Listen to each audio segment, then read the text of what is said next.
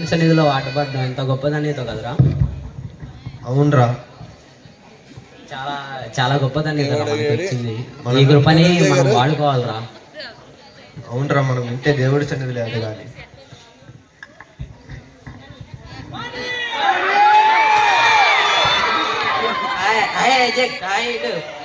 ఏందిరా మాట్లాడుకుంటున్నారు? ఏంది మాట్లాడుకుంటున్నారు? నాకు చెప్పొచ్చుగా. ఏం లేదురా. సర్లే, నాకెందుకు కానీ ఇవాళ బర్త్డే పార్టీ ఉంది కానీ రాండ్రా ఇవాళ వెళ్దాం. లేదురా, వర్షిప్ ప్రాక్టీస్ ఉంది, ఇప్పుడు కుదరదురా మాకు. అలాగలా రాండ్రా నా కోసం ఈ ఒక్కసారికి. నచ్చితే ఉండండి, లేకపోతే వెళ్ళిపోండిరా. Cake cutting దాకుండి. సరేరా, కేక్ కటింగ్ బట్టి చూసి వెళ్ళిపోతాం. సరే రాండ్రా.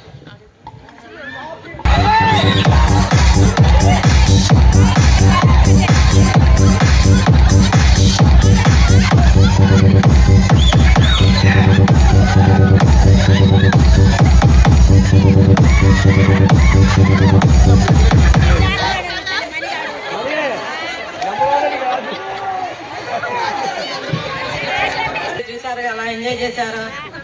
నిజమేరా, నెక్స్ట్ టైం పిలువరా మమ్మల్ని. ఎప్పుడు ఆ చర్చిలే కాదురా, ఇలాంటి చోటకి కూడా రావాలా? నిజమేరా. ఇంట్లో మీ పేరెంట్స్ చూస్తూ ఉంటారు, వెళ్ళండి. ఏమైంది?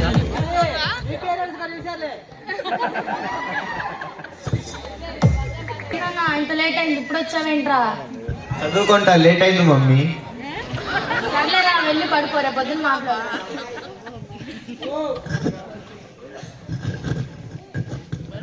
ఏంటైతే ఈరోజు లేట్ అయింది? చదువుకోవడానికి వెళ్ళాను మీ ఫ్రెండ్ ఇంట్లో.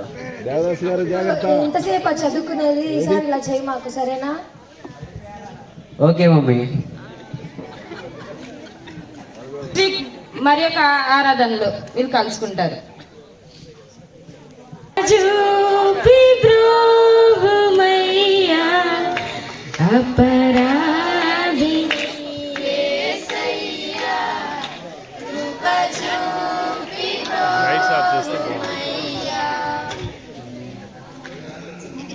ఆడియన్స్ లైట్ ఆపేయండి. వాటిని ఒప్పుకొని విడిచిపెట్టువాడు కనికరం పొందనని దేవుని వాక్యం మనకు బోధిస్తూ ఉంది. సో కనుక చిన్నప్పుడు బాగున్నారు, కొంచెం పెద్ద అయిన తర్వాత పార్టీలకి అలాగనే చెడు వ్యసనాలకి వీరు గురయ్యారు. తర్వాత వారి తల్లిదండ్రుల దగ్గర అబద్ధం చెప్పడం నేర్చుకున్నారు. సో నెక్స్ట్ మనం ఏం జరుగుతుందో చూద్దాం. అయ్యో, నిజం పెట్టడం తప్పే కదా. ఈరోజు ఎలా అయినా అమ్మకి నిజం చెప్పేయాలి.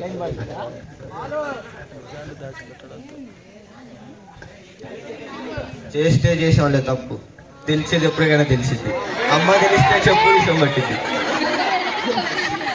మళ్ళీ పార్టీలకు కూడా పంపిదు.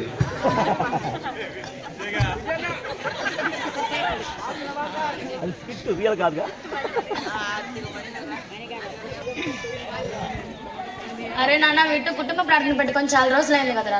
రారా పెట్టుకుందాం. లేదు మమ్మీ, నేను చదువుకోవాలి. సరేలే, వీడు కూడా చదువుకోవాలంటున్నాడు కదా. మనం కూడా మన ఇంట్లో పనులు ఉన్నాయి కదా, దేవుడికి తెలుసులే, మనసులో ఉంటే చాలు. ఐజాక్, ఏం చేస్తున్నావు? చదువుకున్నాం మమ్మీ.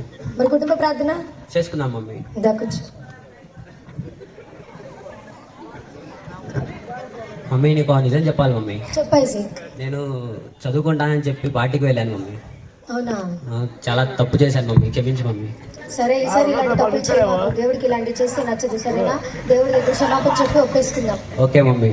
రా, ప్రే చేసుకో.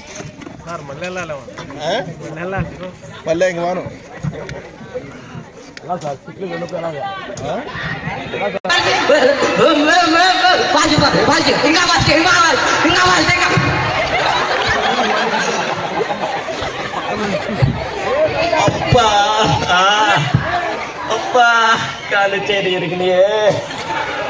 అప్పా, అరే వీటి ఎవరన్నా గుచ్చావురా, వాళ్ళు కాళ్ళు చేతులు ఇరిగినాయి. ఇప్పుడు నేను వెళ్ళిపోతున్నాను రే, నాకు తెలీదు. నాకు తెలీదురా.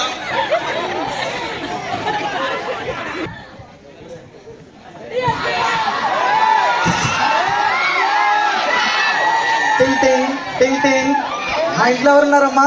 చెప్పండి పోలీస్ గారు. అబ్బాయి మీరు అమ్మ బయటికి. ఎందుకు?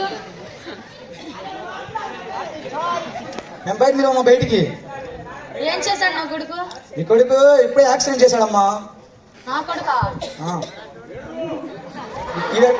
6 నెలలు జైలు శిక్ష వచ్చి జైల్లో కలుగుమమ్మా. అయ్యో, సెంట్రల్ జైలు. అయ్యో, ఏంటి ఇలా జరిగింది? నా వల్లే ఇదంతా జరిగింది. ఎప్పుడు నా కొడుకుని ఫ్రీడమ్ అని వదిలేశాను. కుటుంబ ప్రార్థన కూడా దూరం చేశాను. అలాగే దేవుడి సన్నిధి కూడా దూరం చేశాను. అలాగే నేను కూడా దేవుడి సన్నిధి నుంచి దూరం అయిపోయానే. ఏసయ్యా, ఇప్పుడు ఎలాగయ్యా ఒక్కసారికి మా కొడుకుని నన్ను క్షమించి వాడిని ఎలాగైనా బయటికి తెప్పించయ్యా, ప్లీజ్ అయ్యా. ఏసయ్యా,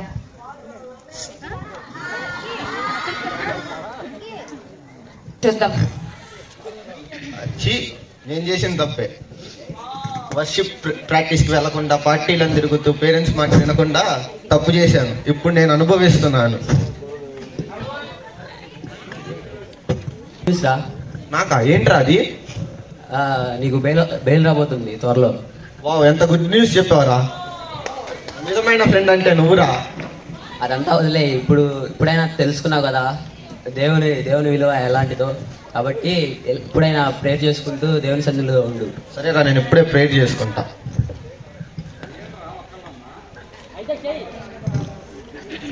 నా దేవా, నీకు వందనాలు. నన్ను ఇక్కడ ఉంచినందుకు నీకు వందనాలు. నేను చేసిన తప్పులని క్షమించు.